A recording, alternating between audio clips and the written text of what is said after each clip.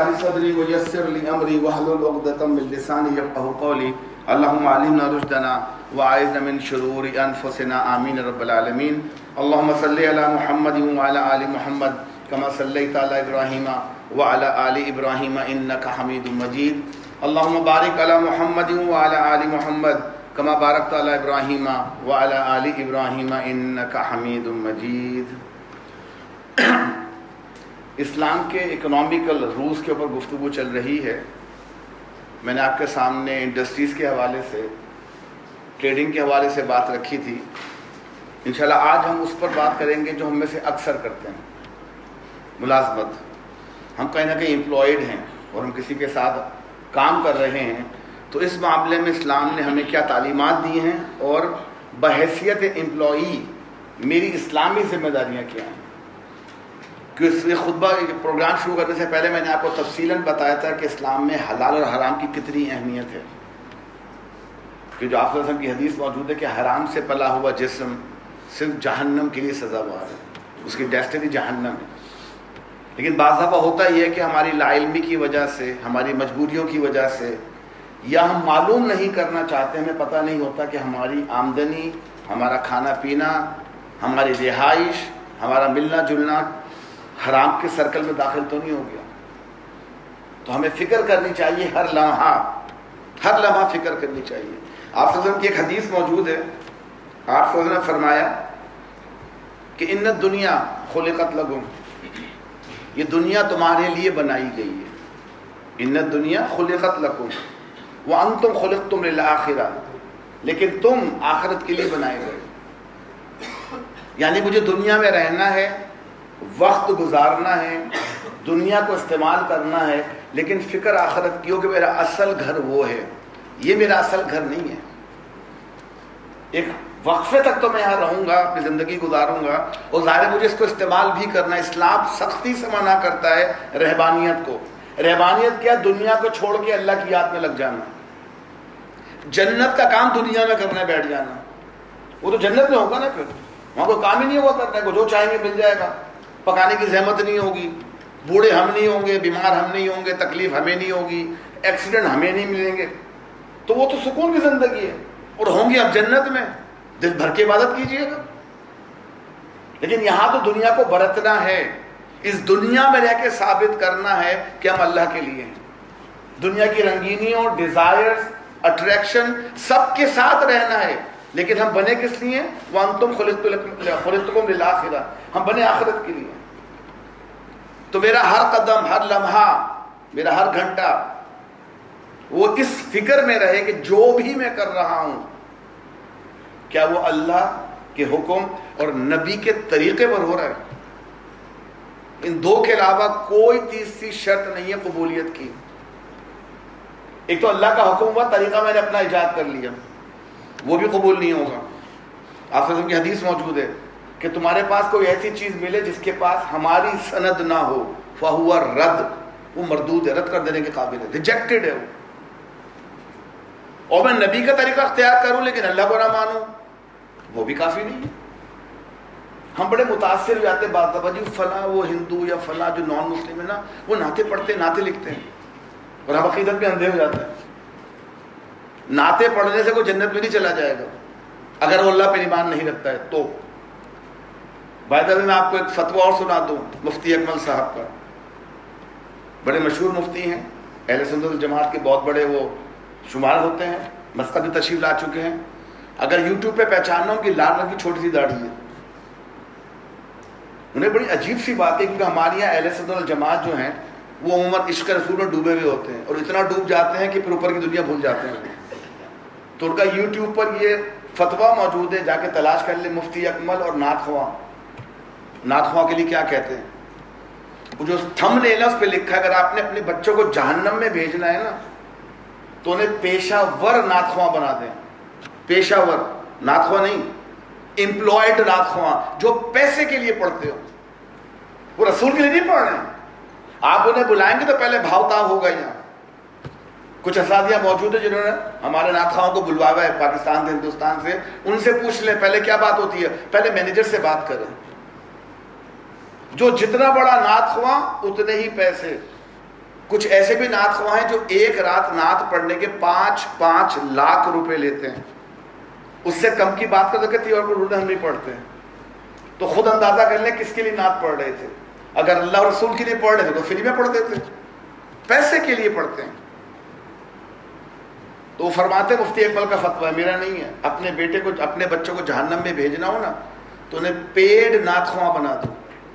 پھر وہ کیا کریں گے, وہ پھر جھوٹی باتیں روایاتیں ایسے غلو کرنا کہ اللہ معاف کرے. تو یہ کہ ہمیں دنیا میں رہنا ہے, آخرت کی فکر کرنی ہے, ہر کام وہ کرنا ہے جو نبی کے طریقے پر ہو.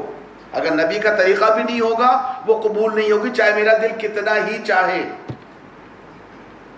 یہ دین دل چاہنے کا نام نہیں ہے کہ میرا دل چاہتا ہے یا میرا دل ہی چاہتا ہے, میرا دل یہ چاہتا ہے.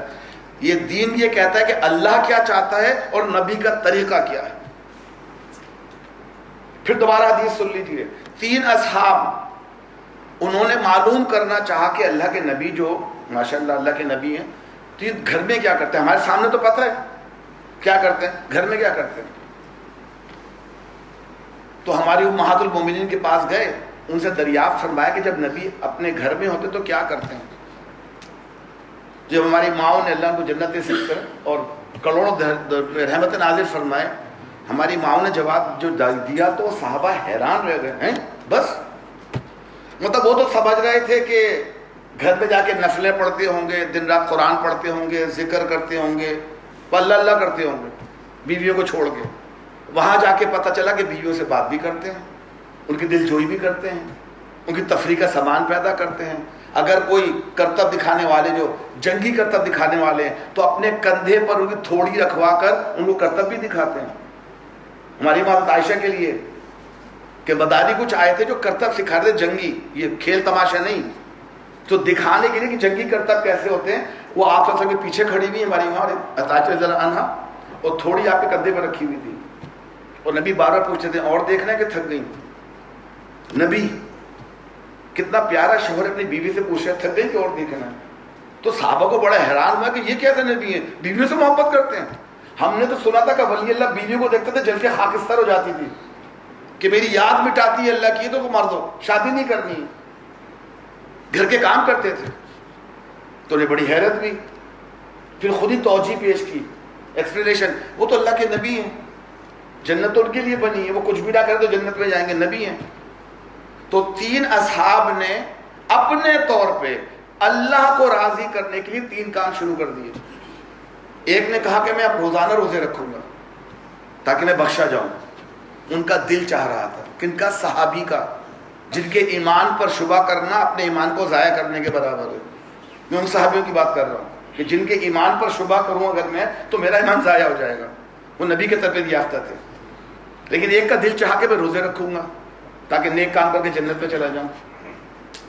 دوسرے نے کہا میں ہر وقت نمازیں پڑھوں گا ساری رات, یہ سونا جاگنا جو ہے نا یہ اللہ سے دور کر دیتا ہے, میں نمازیں پڑھوں گا. اور تیسرے نے کہا اصل میں دنیا انسان لگتا ہے اس لیے کہ بیوی ہوتی ہے, بچے ہوتے ہیں, کمانا پڑتا ہے, خیال رکھنا پڑتا ہے, نہ بیوی ہوں گے نہ بچے ہوں گے, کمانا نہیں پڑے گا. انہوں نے کہا میں شادی ہی نہیں کروں گا. اور تینوں نے اپنے طور پہ کام شروع کر دیا. اگر وہ 3 آج زندہ ہوتے تو ارب پتی ہوتے, کیونکہ لوگوں نے تو ان کو ولی اللہ مان کے ان کی پوجا شروع کر دینی تھی, چڑھاوے شروع کر دینے تھے, اور ایسی ایسی باتیں مشہور کرتے کہ جن کو ایک بچہ کیلکولیٹر لے کے بیٹھ جائے نا تو وہ کہتا جاہل مولوی ہے, ایسا جاہل مولوی ہے.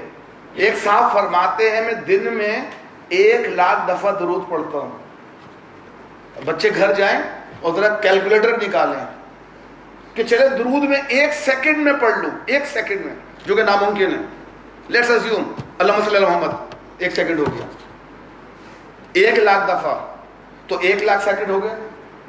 1 لاکھ سیکنڈ ذرا کیلکولیٹر میں معلوم کریں کہ ایک دن میں سیکنڈ کتنے ہوتے ہیں.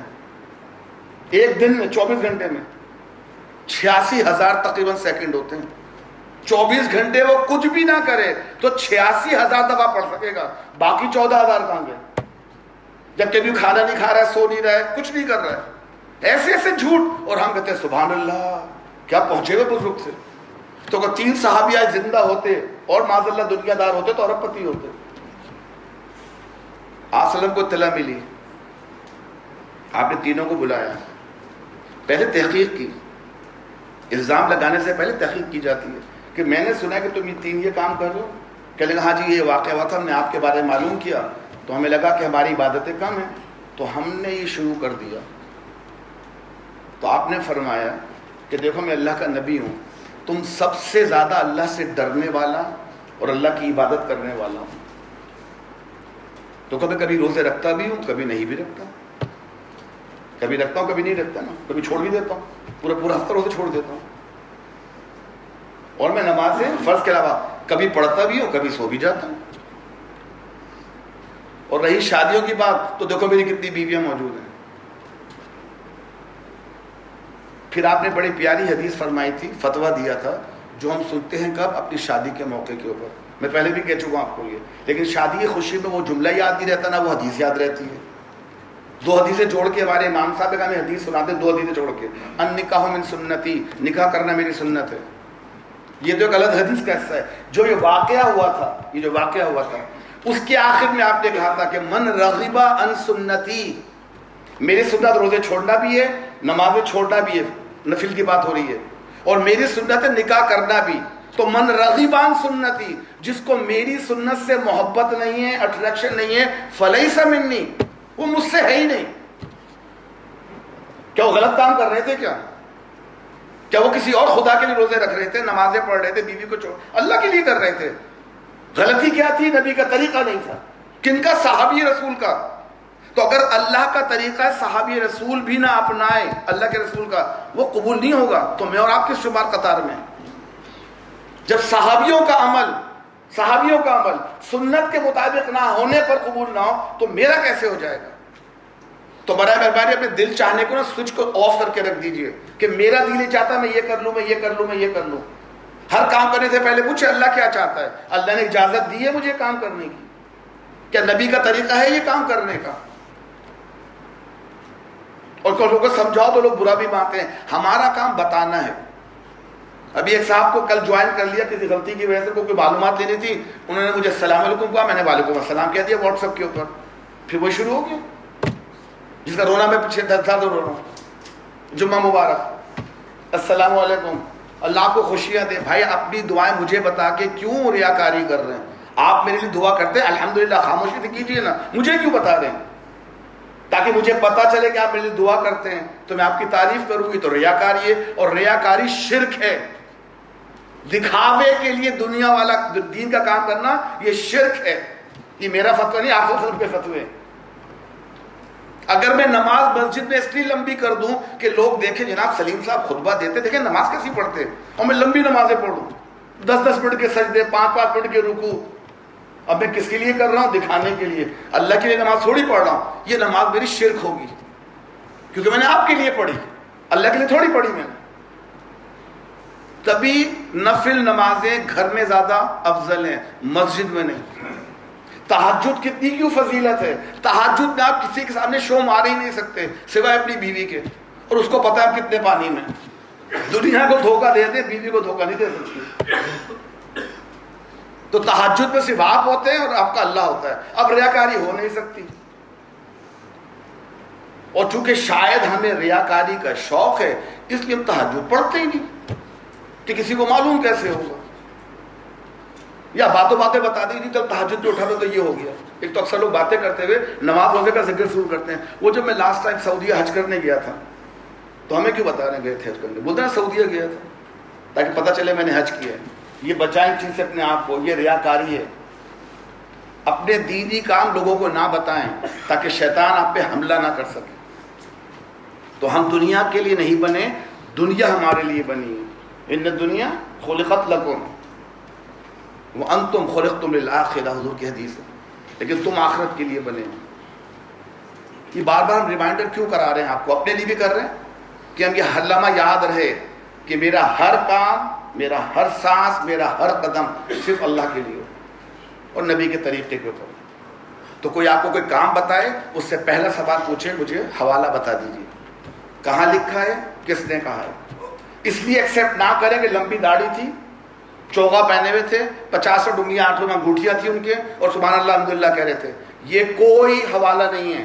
حوالہ صرف قرآن اور حدیث صحیح، بس، تو تیسرا حوالہ نہیں ہے۔ اگر اس میں موجود ہے الحمدللہ ہم کریں گے، نہیں ہے السلام علیکم، نہیں کرتا۔ اب بھی یہ باتیں جو طبیعت بیان کی ہے، ہم ملازمت کر رہے ہیں، یہ تیسرا طریقہ ہے کمانے کا۔ انڈسٹری کے بعد اور ٹریڈنگ کے بعد تیسرا طریقہ ملازمت جو ہم اکثر کر رہے ہیں۔ پہلے ہم سمجھ چکے ہیں کہ جن چیزوں کا بیچنا بنانا حرام ہے ان کے ہاں ملازمت کرنا بھی حرام ہوگی۔ جس طرح ایک ٹریڈر کو منع ہے کہ وہ شراب نہیں بیچ سکتا، انڈسٹریلسٹ کو منع ہے کہ وہ شراب بنا نہیں سکتا، تو میرے لیے بھی میں ایسی جگہ کام نہیں کر سکتا جو شراب کا کاروبار ہوتا ہو، چاہے میں نہ بنا رہا ہوں، میں وہاں کام بھی نہیں کر سکتا۔ تو ان کو تو چھوڑ دو جو حرام ذرائع ہیں، ان کی تو بات ہی نہیں کر رہے ہیں، وہ تو محتاط ہو کے چلتے ہیں۔ ہم بات کر رہے ہیں ان کی جن کو آپ حلال سمجھتے ہیں، کہیں ہم سے وہاں تو غلطیاں نہیں ہو رہی ہیں۔ ملازمت کے دوران میں نے آپ کے سامنے 2 آیتیں تلاوت کی تھی، سورہ مائدہ کی اور بنی اسرائیل کی۔ اللہ بنی اسرائیل میں ارشاد فرماتا ہے عہد کی پابندی کرو، بے شک عہد کے بارے میں تم کو جواب دہی کرنی ہوگی۔ جب کوئی تم معاہدہ کرو، ایگریمنٹ کرو، کوئی وعدہ کرو، you have to fulfil it. Allah اس کے بارے میں پوچھے گا، بچت نہیں ہوگی کہ تم نے فلاں ایگریمنٹ کیا تھا، تم نے کیا اس کو فلفل کیا کہ نہیں کیا۔ دوسری میں نے آپ کے سامنے آیت بنی تھی، یا الذین آمنوا اوفوا بالعقود، اے لوگو جو ایمان لائے ہو بندشوں کی پوری پابندی کرو۔ یہ عقود نکلا ہے عقد سے، عقد عین قاف دال، جو میں صرف نکاح کے موقع پہ یاد ہے، عقد نکاح ہوا ہے۔ عقد کہتے ہیں کسی کو گانٹھ لگا دینا، نوٹ لگانے کو کہتے ہیں، یعنی ایسا معاہدہ جو مضبوط ہو گیا۔ تو اللہ کہتا ہے کہ تم نے کوئی عقد کیا ہے یا عقود، اگر تم نے کوئی معاہدے کیے ہوئے ہیں جو بہت اسٹرانگ ہیں، ان کو پورا کرو۔ یہ اللہ کا حکم ہے۔ اللہ سورہ مومن میں ارشاد فرماتا ہے اپنی امانتوں کا، اللہ ذکر کر رہا ہے ان کا کہ جو فلاح پا گئے، جو جنت میں جائیں گے، ان کی ایک صفت اللہ بیان کر رہا ہے کہ وہ لوگ ہیں جو اپنی امانتوں اور اپنے عہد و پیمان کا پاس رکھتے ہیں۔ امانت کیا؟ کسی نے آپ کے پاس کوئی چیز رکھوا دی، اس کی حفاظت کرنا اور لوٹا دینا۔ ہم اس کو پیسے کے معاملے میں سمجھتے ہیں، یا کوئی سامان رکھوا دیا۔ تو انشاءاللہ ہم پڑھیں گے امانت میں کیا کیا چیزیں شامل ہیں، اور ملازمت کے دوران امپلائمنٹ میں ہم سے کیا کیا کوتاہیاں ہو جاتی ہیں۔ اگر نہیں ہو رہی ہے تو الحمدللہ دین کی سمجھ ہے، اور معلوم بھی ہو جائے کہ ہم دین کی وجہ سے نہیں کر رہے ہیں، اور اگر کوتاہی ہو رہی ہے تو اللہ کا تو کام ہی معاف کرنا۔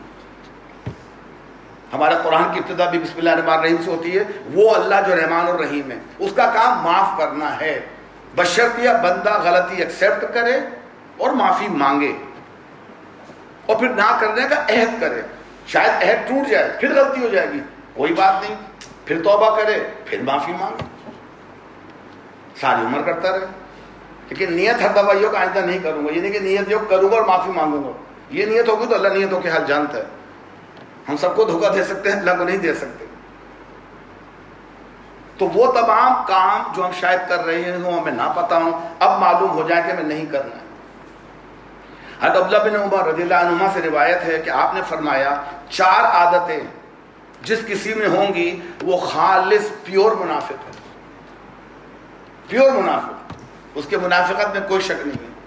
وہ 4 باتیں کیا ہیں کہ اور چاروں میں سے ایک ہوگی تو پھر وہ بھی نفاق میں ہوگی، وہ اتنے پرسنٹ نفاق ہوگا، اگر ایک ہوگی تو 25% ہوگا، 2 ہوں گے تو 50% منافق ہوگا۔ وہ کیا ہے؟ جب اسے امین بنایا جائے تو خیانت کرے، یعنی کچھ امانت دی جائے تو اس پہ خیانت کرے، بات کرے تو جھوٹ بولے، اور جب عہد کرے تو اسے پورا نہ کرے، اور جب لڑے تو فوراً گالیوں پہ اترے، فوراً گالیوں پہ اترے۔ تو یہ 4 کام جو کرے گا، چاروں کرے گا 100% منافق، 3 کرے گا 75%، 25%، 50%۔ ہر کوئی اپنا جائزہ لے لے کہ ہم کہیں اس میں شامل تو نہیں ہوئے کہیں۔ بہرحال جھوٹ کے بارے میں تو ہمیں پتہ ہے ماشاءاللہ، ہم بالکل نہیں بولتے نا، بڑے پکے مومن ہیں ہم لوگ، سور نہیں کھائیں گے، شراب نہیں پئیں گے، ٹھیک ہے، لیکن جھوٹ ایسے منہ سے نکلتا ہے جیسے مکھن نکل جاتا ہے نا گرمی کے اندر، اور فکر بھی نہیں ہوتی کہ جھوٹ بولا، بلکہ بچوں سے بلواتے بھی ہیں۔ تو انشاءاللہ وہ بھی ملازمت کے سلسلے میں آ جائے گا۔ یہ باتیں آپ کو اس لیے بتائیے کہ اللہ کا خوف رہے کہ اللہ میں دیکھ رہا ہے۔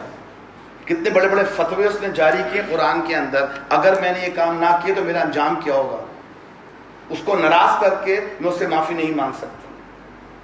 اس سے معافی مانگنی، اس کو خوش کرنا پڑے گا. خوش کرنے کے لیے اپنے آپ کو بدلنا پڑے گا. اللہ تو نہیں بدلے گا نا، مجھے اپنے آپ کو بدلنا پڑے گا. تو سب سے پہلی چیز ملازمت حاصل کیسے کی جائے. How to get a job. Job ملے گی تو کام چلیں گے نا باقی. اب جاب کے کچھ ریکوائرمنٹس ہیں کہ آپ کے پاس یہ ڈگری ہونی چاہیے، یہ اسکلز ہونی چاہیے، اتنا تجربہ ہونا چاہیے. اب میرے پاس ڈگری تو ہے، تجربہ نہیں ہے. تو اکثر کیا کرتے ہیں لوگ، کسی دوست کسی آفس جا کہتے ہیں مجھے ایک سرٹیفکیٹ بنا دو کہ تمہارے ساتھ 3 سال کام کیا ہے میں نے. جھوٹا سرٹیفکیٹ جمع کرانا ایکسپیرینس، یہ جھوٹی ڈگری نکلوانا جو ہمارے ملکوں میں بہت آسان ہے، صرف پیسہ چاہیے. تو اگر میں ملازمت حاصل کرنے کے لیے اگر میں جھوٹا سرٹیفکیٹ بنوا کے، جو کہ میری کوالیفیکیشن نہیں ہے، ہمارے ملکوں میں ایسی یونیورسٹیز موجود ہیں جن کا کام ہے ڈگریاں دینا ہے، پیسہ دیں ڈگری لے لیں، جو بھی چاہیے، بی ایس سی کی چاہیے، ایم ایس سی کی چاہیے. ایک صاحب کی ڈگری دیکھی، اس میں سائیکالوجی کی اسپیلنگ ہی غلط لکھی ہوئی تھی. یونیورسٹی آپ کو ڈگری دے رہی ہے، سائیکالوجی کی اسپیلنگ اس کو نہیں آتی ہے. تو مطلب کہتا ہے کیا، ایک عام بچے کو معلوم ہو جائے گا جھوٹی ڈگری ہے، لیکن جس نے لی تھی اس کو انگلش کون سی پڑھنی آتی تھی، اور جس نے بنائی تھی اس کو کون سی آتی. ان کا کہا تو چھاپ کے دینا تھا. تو میرے توجہ دلائے بھائی صاحب سے کہ بھائی تم تو پڑھ لیتے، اس ڈگری میں سائیکالوجی کی اسپیلنگ کیا لکھی ہوئی ہے. کوئی غلطی ہوگی دوبارہ بنواتا ہوں. شرمندگی کی بھی غلط بنائی تھی، شرمندگی یہ بھی کہ غلط بنوائی تھی، مطلب وہ اسپیلنگ غلط تھی. ڈگری کی غلطی کی ان کو کوئی احساس نہیں تھا. ایکسپیرینس سرٹیفکیٹ، ہمارے ٹیچنگ جاب کے اندر 3 سال کا منیمم ٹیچنگ ایکسپیرینس چاہیے. چلے جائیں کسی بھی اسکول کے چھوٹے مدرسے میں، نام بڑا بڑا لکھا ہوگا، آپ کو سرٹیفکیٹ بنا کے دے دیں گے، آپ جا کے جمع کرا دیں. یونیورسٹی والوں کو کیا پتا کہ وہ تجربہ ہے بھی یا نہیں. تو میں تو ابتدائی غلط کروں اگر جھوٹا سرٹیفکیٹ دے کے اور جھوٹی ڈگری دے کے اگر میں اپنی جاب حاصل کروں تو جاب کا سے حلال ہو جائے گی. اب میں جتنا بھی کماؤں، کتنے خلوص سے کماؤں، حرام ہوگی کہ نہیں ہوگی. پھر لوگ فرماتے صاحب پتہ نہیں کیا جاب پہ اتنا کام ہے، بلڈ پریشر بڑھ گیا ہے. کوئی اللہ دعائیں قبول نہیں کرتا.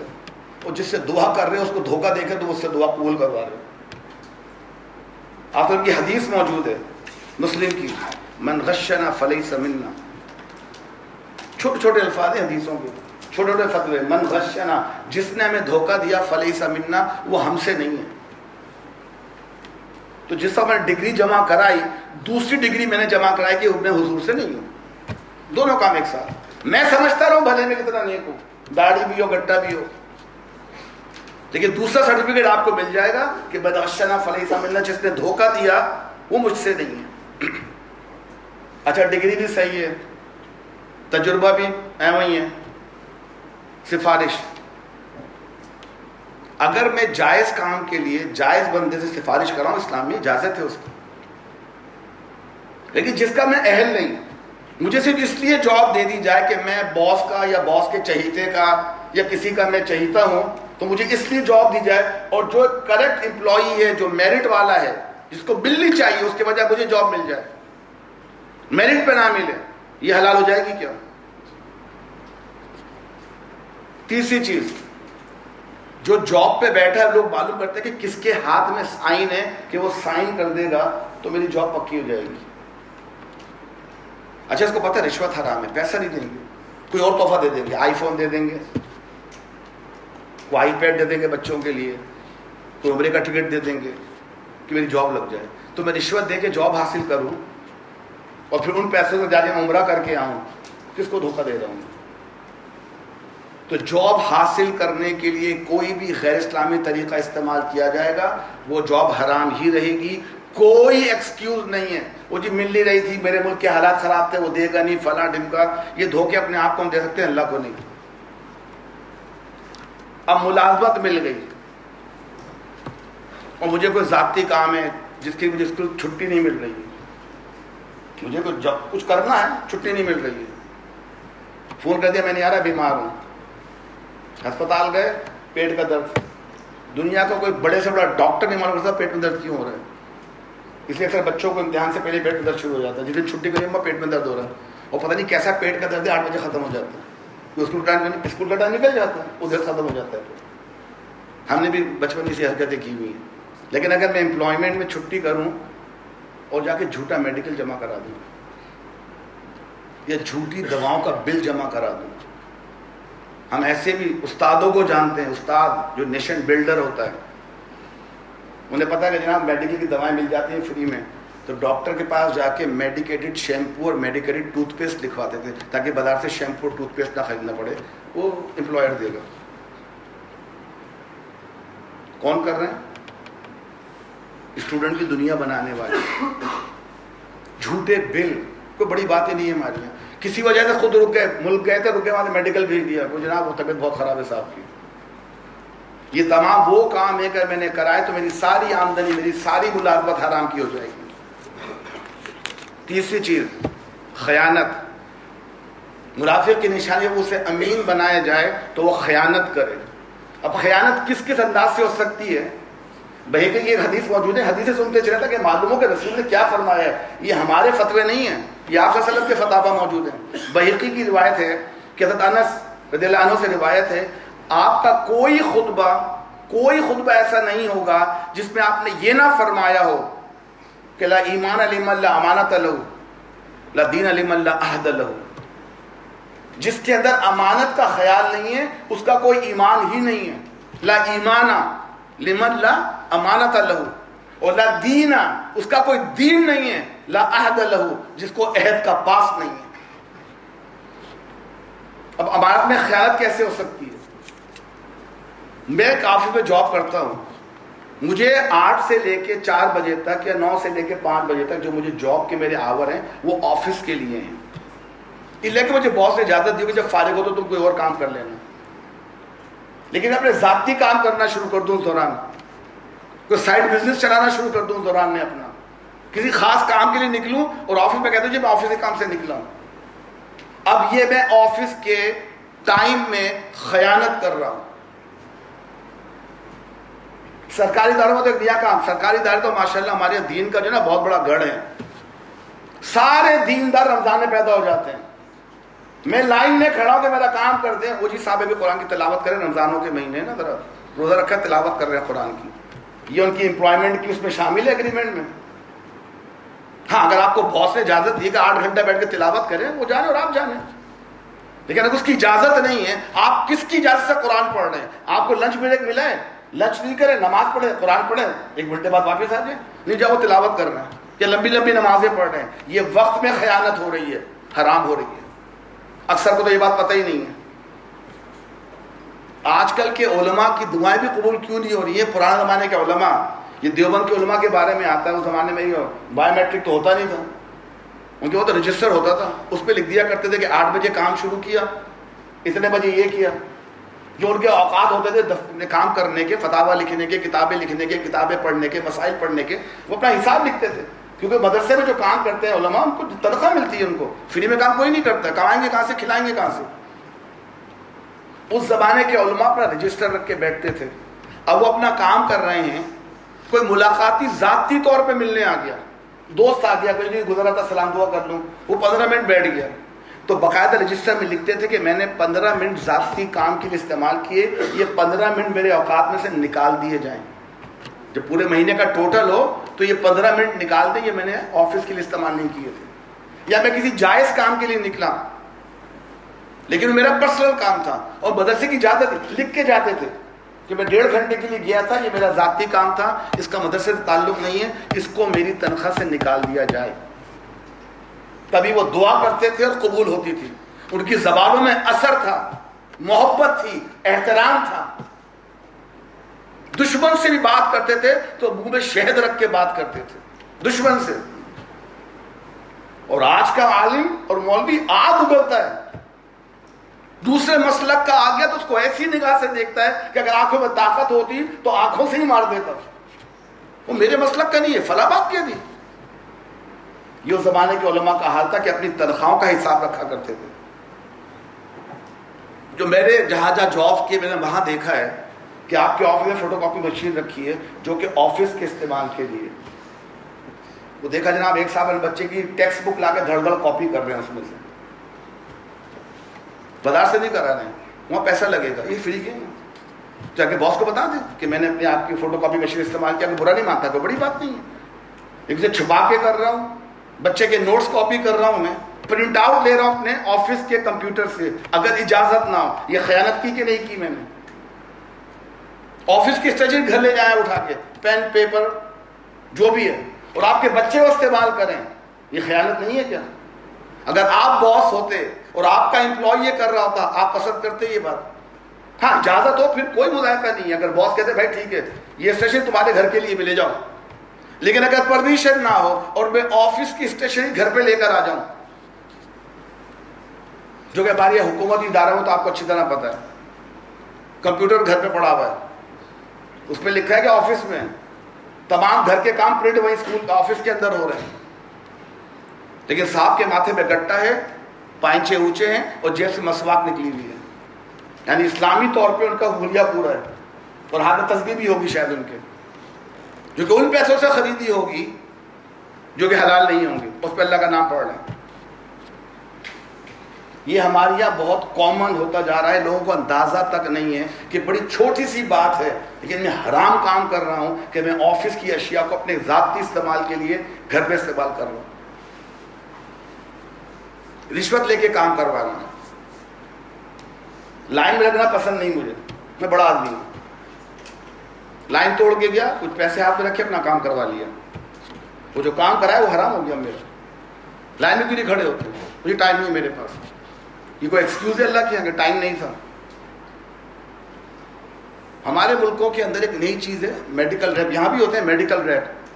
یہ وہ بچے بیچارے ہوتے ہیں, نئے نئے بچے جنہوں نے فارمیسی پڑھی ہوتی ہے, ان کو کمپنیاں, فارماسیوٹیکل کمپنی دوائیں بناتی ہیں, ان کو ہائر کرتی ہیں, جا کے ہماری پروڈکٹ کو انٹروڈیوس کراؤ ڈاکٹر کے پاس اور ان سے کہو کہ ان کو استعمال کریں. سر درد کی 50 گولی کمپنیاں بنا رہی ہیں. تو شروع میں تو کام ہوتا تھا کہ انٹروڈیوس کرتے صاحب ہماری بھی دوائی موجود ہے, استعمال کر کے دیکھ لیجئے, شاید آپ کا مریضوں کا بھلا ہو جائے.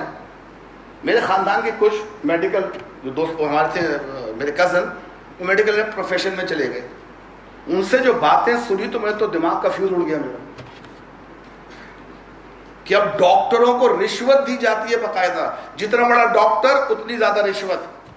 کیا آپ ہمارے لیے دوائیں ریکمینڈ کریں گے تو ہم آپ کو نواز دیں گے, ہم آپ کو خوش کر دیں گے. تو جہاں 4 گولیاں لکھنی ہیں کم از کم 20 لکھ دیں. مریض کو کیا پتا بیچارے کو 4 کھانے کی 20 کھانی ہے, وہ تو کھا لے گا نا. نہ بھی کھانی دوائیاں لکھ دیں, اور وہ ریکارڈ رکھتے ہیں کہ اس کے ایریے میں دوائیاں بک رہی کہ نہیں بک رہی ہیں.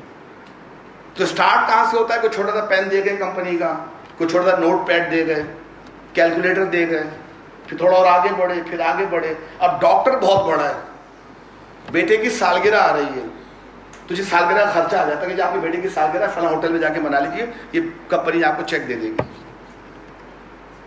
گاڑیاں تک دی جاتی ہیں میڈیکل ریپ, گاڑیاں 80 لاکھ کی, 90 لاکھ کی گاڑی, جتنا بڑا ڈاکٹر ہو. عمرے کے حج کے ٹکٹ دیے جاتے ہیں کہ بھائی دوائیاں بیچ کے جا کے اللہ سے دعا کیجیے گا یہ اللہ مجھے سیدھا راستہ دکھا دے. اگر سیدھا راستہ دکھا دے تو گاڑی کہاں سے ملے گی, عمرے کا ٹکٹ کہاں سے ملے گا؟ وہ بیچارہ بیچنے والا میڈیکل ریپ بھی حرام کام کر رہا ہے. انہوں نے جاب اسی لیے چھوڑ دی کہ ہم سے نہیں ہوتا تھا یہ, کہ ہم غلط کام کا حصہ بن رہے ہیں. قرآن کہتا ہے نا وَتَعَاوَنُوا عَلَى الْبِرِّ وَالتَّقْوَىٰ وَلَا تَعَاوَنُوا عَلَى الْإِثْمِ وَالْعُدْوَانِ. نیکی اور بھلائی کے کاموں میں ایک دوسرے کے ساتھ تعاون کرو. وَلَا تَعَاوَنُوا, اور مدد نہ کرو, عَلَى الْإِثْمِ وَالْعُدْوَانِ, غلط کام کے لیے. اور یہ کمپنیاں کھلے عام رشوت دے رہی ہیں, نہ دینے والے کو فکر ہے نہ لینے والے ڈاکٹر کو فکر ہے کہ وہ لے کیا رہا ہے. کہتے ہیں یہ میرا کمیشن ہے میرا. اب ہم نے رشوت اور سود کا نام کمیشن رکھ دیا ہے. آج میں ورڈ بول کے بتاؤں کیسے بو جاتی ہے. پخانے کو پوٹی کہتے ہیں تو آواز سے بدبو ختم ہو جاتی ہے.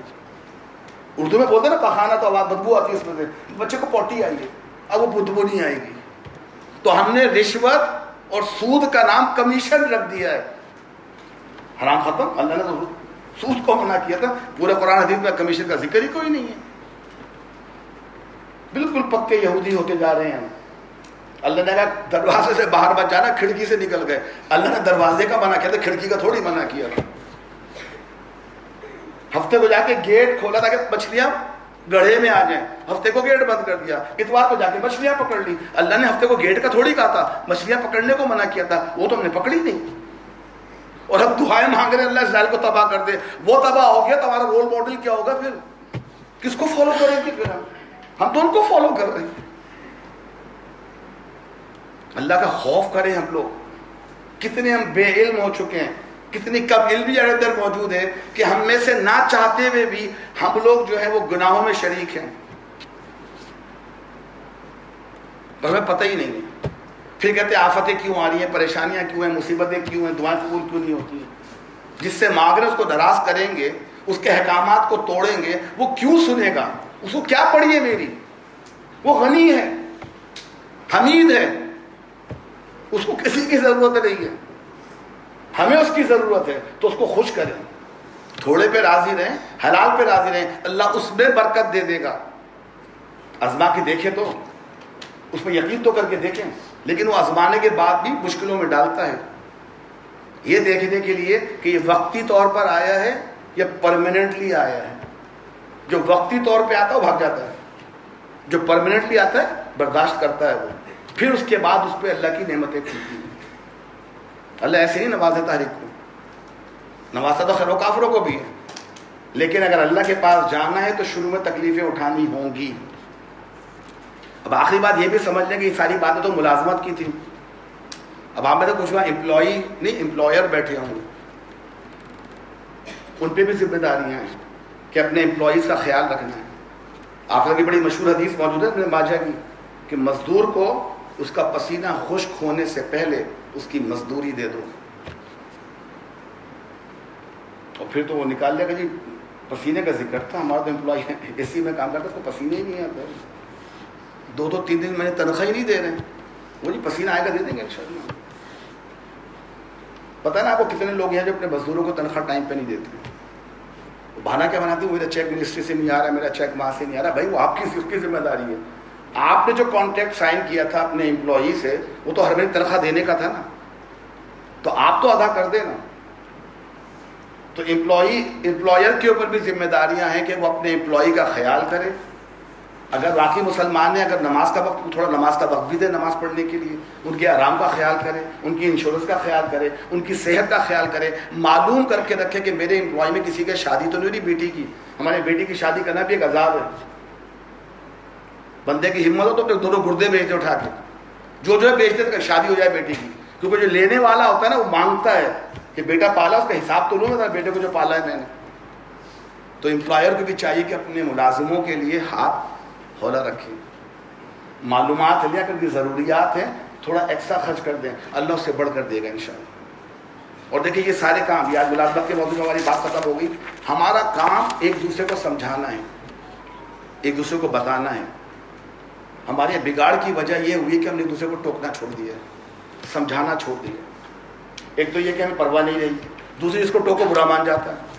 تو تمہیں کیا, ہاں ٹوکنے کے آداب ہوتے ہیں, انداز ہوتے ہیں, محفل میں نہ ٹوکیں, اکیلے میں جا کے ٹوکیں, ابھی کام کر رہے ہیں صحیح نہیں ہے, مناسب نہیں ہے, انداز ہے اس کے, لیکن ٹوکنا چھوڑے نہیں. اور ٹوکیں خلوص دل کے ساتھ, یہ سوچ کے کہ میرا بھائی ہے کہیں یہ غلطی کر کے جہنم میں نہ چلا جائے. تو ہم سب کی ذمہ داریاں ہیں معاشی مسائل کے طور کے اوپر کہ جو ہم غلط کام دیکھ رہے ہیں پیار سے, محبت سے, اور دعا بھی کریں کہ اللہ تعالیٰ جس کے ساتھ میں نے برائی دیکھی ہے یا میں کر رہا ہوں, پہلے دعا کریں, لوگوں کے لیے کریں کہ اللہ نے حلال کمانے کی توفیق عطا فرمائے. تو آج ہمارا انشاءاللہ معاشی اس کے اوپر ختم ہو گیا, کیونکہ ہمارے زراعت سے کسی کا تعلق اتنا نہیں ہے, تو اس پر میں نے زراعت پہ باتیں رکھی. چلا ہمارا دوسرا ٹاپک شروع ہو جائے گا ہمارا, کیونکہ زراعت سے شاید ہی کسی کا تعلق ہو یہاں, تو وہ اتنے معاشی مسائل جو سمجھنے کے ہیں ہی نہیں ہمیں, اللہ کہ ہم کر رہے ہیں, تو اس کے بارے میں بات کرنا مناسب ہے. انشاءاللہ ہمارا یہ معاشی مسائل کا موضوع ختم ہو گیا ہے. اب ہمارا جو حکومتی یا سیاسی یا جو ہمارا جو ایک اجتماعی پولیٹیکل سسٹم ہے, اسلام نے اس کے لیے کیا تعلیمات دی, انشاءاللہ وہ اگلے جمعے سے شروع ہوگا. اللہ تعالیٰ نے اب تک جو پڑھا ہے, جو سنا ہے, اس پر عمل کرنے کی توفیق عطا فرمائے. وآخر دعوانا الحمدللہ رب العالمین.